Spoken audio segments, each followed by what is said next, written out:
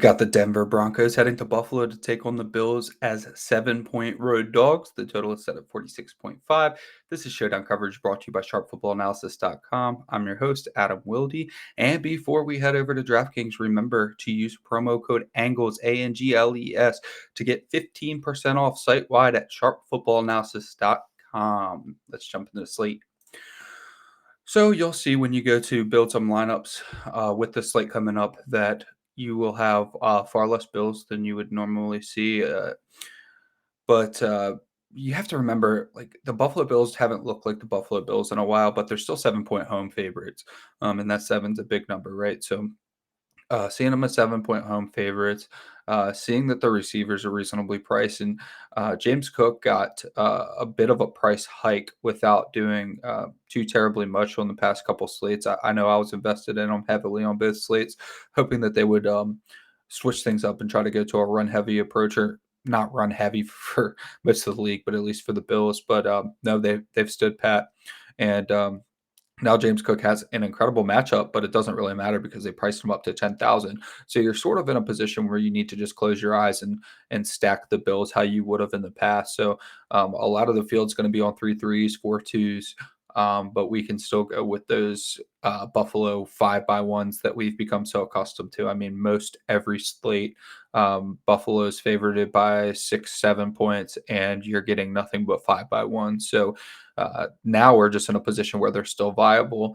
but not as many people are going to play them because of the Buffalo Bills' recent woes. But I mean, Denver's been able to put up points too. You see the total sitting at 46.5. So we could get some offense from their side. So I understand why a lot of the field's going to go with those 3-by-3s and try to fit in like Courtland, Sutton, and those guys. But I think we just go back with the tried and true Buffalo onslaughts and hope they hit on this one. This is definitely a good get right spot for the Buffalo Bills here at home.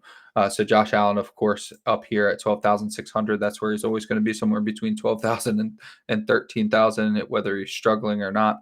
That's pretty much where he's going to be. He's good for at least, I think, 3 touchdowns if you include rushing and passing on any game this season. So you're pretty much banking on him being in the optimal lineup, whether they win, whether they lose, doesn't matter. Josh Allen's going to get there, whether it's through the air or with his legs, rushing touchdowns. But in this one, it just sets up really well for him to be stacked with his wide receivers, so we can get some of those more traditional onslaughts with Josh Allen at captain and 2 to 3 wide receivers. You might even see 4 in some builds just based on pricing, like you'll see in a minute. But they really spread out the wide receivers on the Bills in terms of price so that it fits really well. Now you have Diggs at 12,000, one of the best target shares in the league. Not really much needs to be said about that duo. We know every week it's tough to fit both of them. That's why the Bills onslaughts don't are not popping as much as we've seen in the past, because it's just really difficult to devote so much money to the start of your lineup, and you don't have someone like James Cook who fits there comfortably at captain to kind of split things up. Like back when James Cook was 7,600, you could go Cook, Bills defense, Josh Allen, Stefon Diggs, feel really good about that and still have enough salary to go grab 2 from the other side. But with James Cook being at 10,000, which I really can't explain. I know you see that green 32 next to James Cook's name, but that doesn't really mean too terribly much for the Bills. So I'm kind of missing why he's priced so highly. Maybe that means better for Latavius Murray, who we'll talk about here pretty soon. But James Cook's workload is still going to be lower than we'd really like. It's really not terrible. He's going to get 10, 11, 12, maybe 14 touches. But that's just, he's not doing enough with those touches to pay off 10,000 on a regular basis. I mean, for one, he has to get in the end zone, which he struggles to do at 10,000, most definitely. And then 2, you really want to hit the bonus with someone at 10,000, unless you're talking about a quarterback. So it's going to be tough for James Cook to find his way into the optimal lineup at that price. That brings Russell Wilson at 9,400, and you'd much rather play Russell Wilson than James Cook. So when it comes to the two of them, and you have to pay 600 extra for James Cook over Russell Wilson, it just really doesn't make much sense because Russell Wilson's going to find himself in a lot of lineups too. He's not going to be heavily stacked. Usually, the quarterback who loses by a touchdown isn't going to bring very many players with him. But Russell Wilson can definitely have a nice connection with Courtland Sutton or have a nice connection with Jerry Jeudy and find his way into the optimal lineup. So just again makes it tough to justify James Cook unless of course you're talking large field tournaments where you can pretty much do whatever you want as long as you're not getting yourself duplicated. That would make sense for James Cook. And another player who's pretty expensive relative to his production is Kinkaid, but his usage has continued to increase. High snap share, high target share for a tight end. Looks very good with the targets that he's getting. So I guess I get that one a little bit more. But again, when you get into the next player on the list, Gabe Davis, now you're comparing Dalton Kincaid at 8,400 to Gabe Davis, and you don't have Dawson Knox out unless he's still on IR. Let me check that very quickly. Yeah, Dawson Knox still on IR. So you do have Dawson knocks out. Kincaid's going to get the bulk of the workload once again, but you have Gabe Davis who's going to get his normal, probably 17, 18% snap share. When you're talking about these two guys getting the same snap share in Kincaid and Davis, Kincaid might get more target share, excuse me, Gabe Davis is not going to get 18% snap share. I'm talking about 18% target share, and Kincaid's probably going to get 18% target share as well. Then you're looking at, I'd probably rather get Gabe Davis. If I'm going to give both of them, say 5 targets, 6 targets, who would you rather between the two? Probably Gabe Davis. Even though Kincaid's been able to get into the end zone, Gabe Davis is the one who has the ability to score 100-yard touchdowns, right? So it's a bit of a tough decision. And if you're running 20 max, you're going to have a little bit of exposure to both of them because you're really going to run mainly Josh Allen at captain, maybe some Stefon Diggs at captain, something like that. But you're mostly going to be running those two guys at captain. Maybe you get to like Courtland Sutton in a 2x4, but that doesn't usually pan out. Sometimes it does, but not usually. So once you get to that point, you're looking at playing, Josh Allen at captain with Stefon Diggs, Gabe Davis, and then probably a couple punts like we're used to doing with the Bills, which is something you're not comfortable doing on most slates, but on Bill slates, it just kind of happens that way.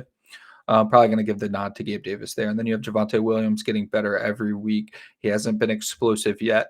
That's natural coming off of a torn Achilles, but he has had a promising workload, and his price at only 7,200. I'm struggling to see why I go with James Cook over Javonte Williams straight up, let alone with a huge price difference. So Javonte Williams would be my preferred option, especially if you can't get to Russell Wilson.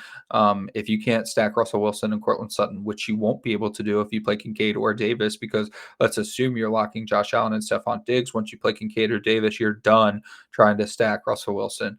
In that case, you can try to capture a lot of the Denver volume with Javonte Williams because he can be involved as a receiver, which he hasn't really unlocked yet this year, but we have seen him get 10 targets in the past. So it's not difficult to believe that Javonte Williams could get involved in the passing game.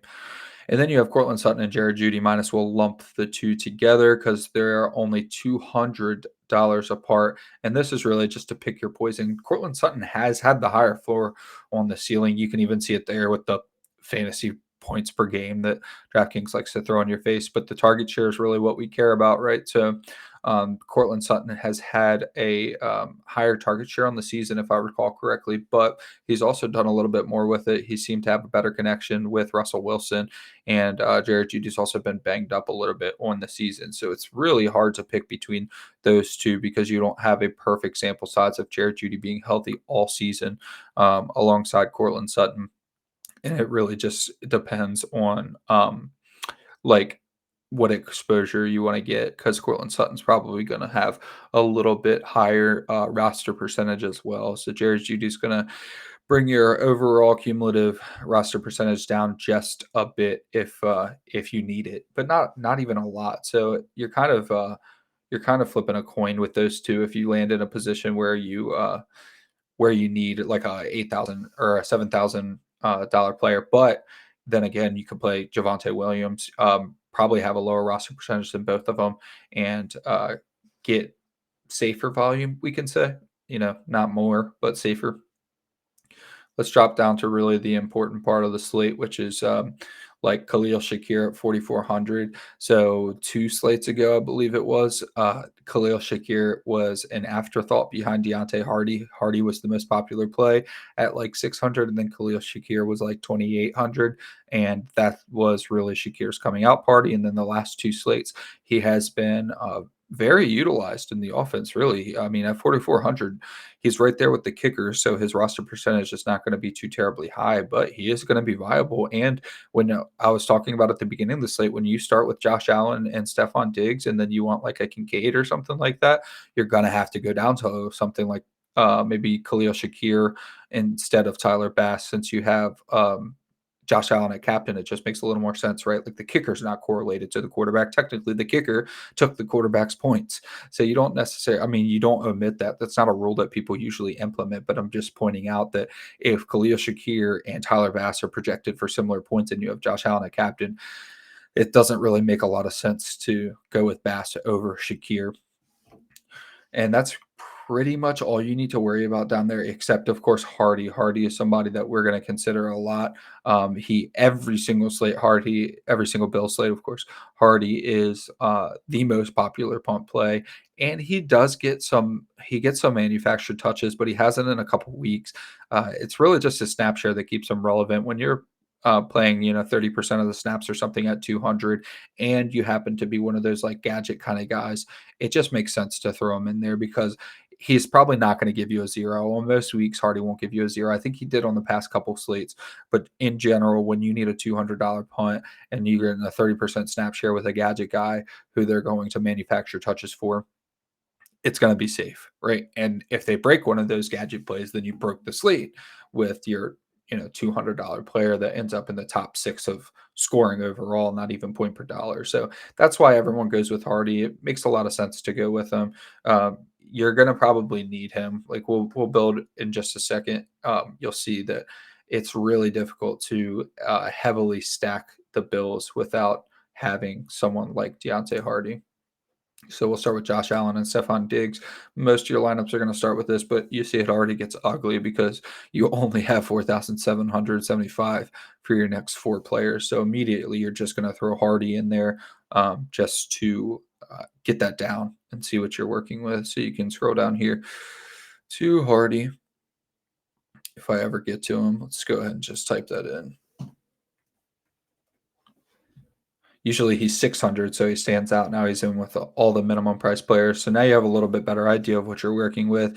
You've got Josh Allen, Stefon Diggs, Deonte Hardy. So what I'm probably going to want to do here, because I already know with Josh Allen and Stefon Diggs, it's really, really difficult to get to Russell Wilson and one of his better options. So you're probably just going to go with Javonte and say, hey, if I can't afford Russell Wilson and one of his pass catchers, then I am going to just go ahead and go with Javonte Williams and hope that he gets enough volume in the rushing game, especially if they can keep the game close, which is not out of the realm of possibility as only 7-point home favorite. So I think it's really a fine game for Javonte, and he's kind of going overlooked.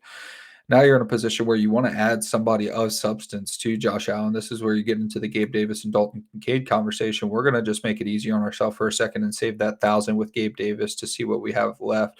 And you're going to leave yourself with 3,800. You've got Mims, Broncos, Latavius Murray, I guess could be fine, but you find yourself in a pretty poor situation here. So it's kind of difficult. Once you get to this point, you're probably going to want to go actually, maybe you take out Javonte and you use Jeudy as a one-off. So that's going to save you a little bit here. So Jeudy 6,800, and that's going to put us at 47, so we can get to the kickers. There we go. That's kind of what I wanted to do.